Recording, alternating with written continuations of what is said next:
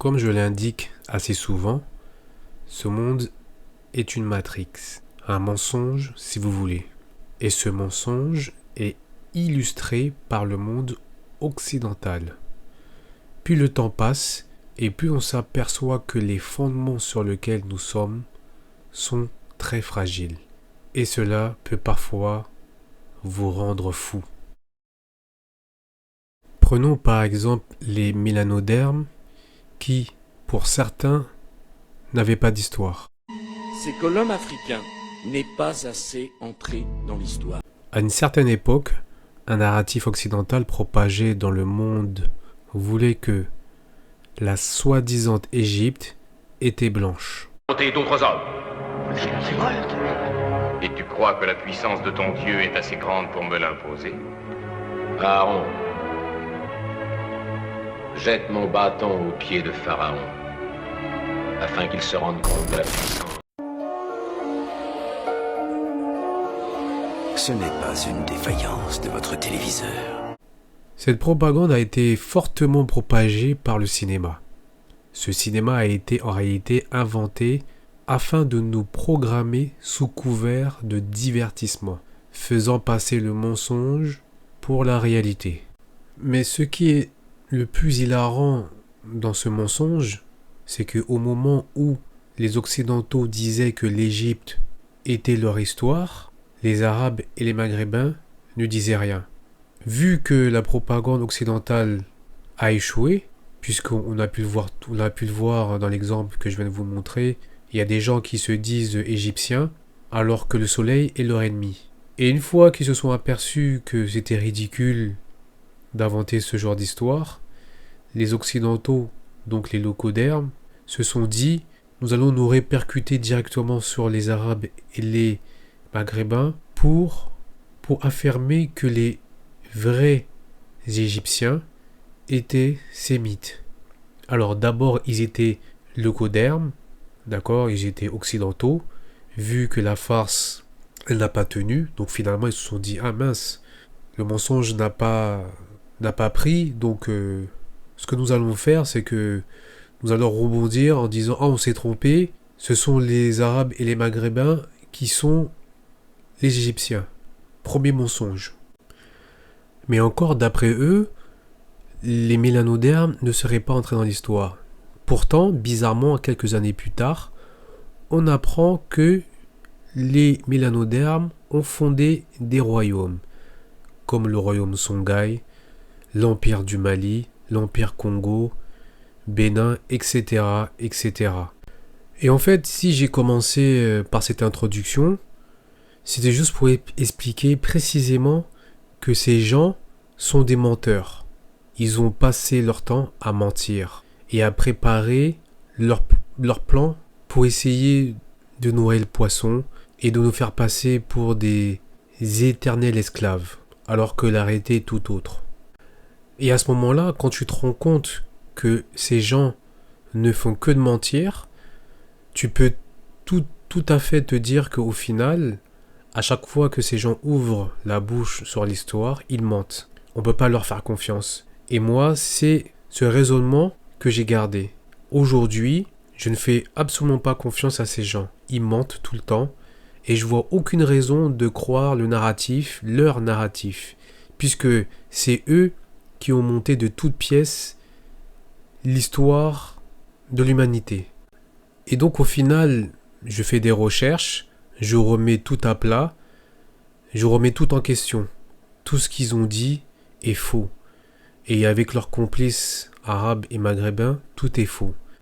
Mais admettons, nous savons maintenant que ce sont des menteurs, et partons sous le principe que tous les Noirs viennent d'Afrique, que l'épicentre de l'homme noir est l'Afrique, puisque au final, les Occidentaux, puisque c'est eux qui font les recherches la plupart du temps, affirment que les mélanodermes sont tous africains, très bien, tout en sachant bien entendu que ce sont des menteurs, n'oubliez pas ça. Donc au final, tu es obligé de remettre en question cette théorie, tu vois. Surtout pour les Caribéens qui passent pour les éternels esclaves. Moi, ce genre de choses, ça m'a fortement perturbé et contrarié parce que je me suis dit, non, c'est pas possible. Et quelques années plus tard, j'ai rencontré des gens et je suis tombé sur ça. Do you have to give him any sort of sun protection from his skin? You don't have to be too fanatical because he's black. So if he was a cream one or a pale one, you'd have to cover him in lotion.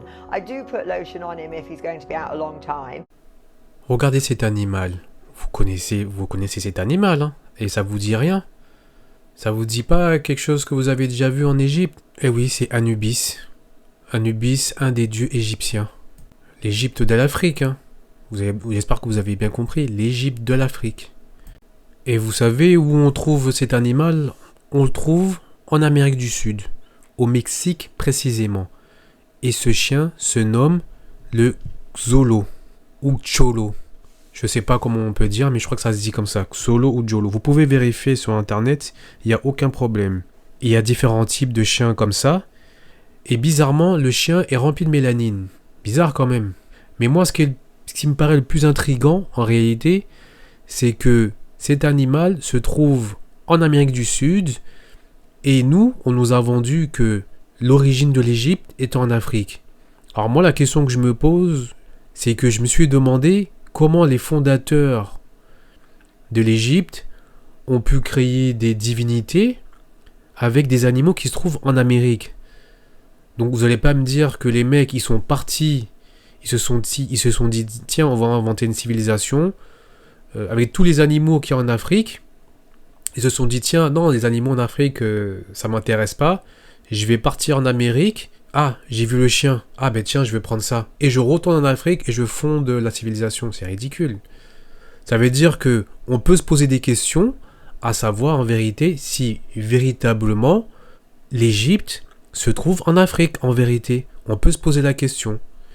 Comme dirait un compatriote, c'est une question à poser. Et surtout, n'essayez pas de faire les imbéciles et faire ceux qui sont bêtes. D'accord, tu fondes une civilisation, t'as des dieux qui ont une tête de Xolo, qui est en Amérique, et toi tu vis en Afrique. C'est bizarre. Mais moi, là où, tu vois, cette théorie, elle remet tout en cause, c'est qu'il y a des abrutis comme les Arabes qui viennent nous expliquer que c'est eux les fondateurs de l'Égypte, et tu te rends compte que tout ça, c'est ridicule, et tout ça, c'est un vaste mensonge. Et tous ces gens-là, c'est des clowns. Parce que tu te rends compte que l'animal qui représente un des dieux se trouve en Amérique. Ça veut dire que tu peux potentiellement te dire que les Occidentaux ont manipulé et les complices sont arabes. Voilà pourquoi j'ai commencé avec cette introduction. Parce que je savais, vous savez, moi je connaissais déjà la réponse. Donc pour moi c'est tout à fait normal. Ces gens sont des menteurs. Et vous voyez, les Arabes, ils passaient leur temps à dire... Ah non, c'est notre civilisation, vous êtes des manipulateurs, des voleurs. Au final, tu te rends compte que tout ça, c'est inventé pour noyer le poisson, pour enfumer les gens. Franchement, moi, et là ils vont me dire, c'est pas suffisant, moi ça me suffit. Mais j'ai d'autres éléments, bien entendu, que je mettrai dans les autres vidéos. Mais ça déjà, c'est déjà énorme. Et ceux qui sont assez naïfs pour croire que les Égyptiens ils auraient pris un animal d'Amérique alors que la civilisation a été fondée en Afrique, c'est pas normal. Vous pouvez me dire tout ce que vous voulez, ce n'est pas normal. Pour moi, c'est clair et net qu'on peut se poser la question et se dire que peut-être que l'Égypte, la véritable Égypte, se trouve en Amérique. En même temps, ça paraît tellement logique puisqu'au final, la Confédération occidentale a créé la première puissance du monde aux États-Unis. Donc ça veut dire ce que ça veut dire. L'énergie qui est en Amérique était très utile à ces gens pour pouvoir fonder la première puissance mondiale. Donc voilà, la vidéo se termine. N'hésitez pas à laisser un message. N'oubliez pas de publier, de marquer un j'aime et à la prochaine.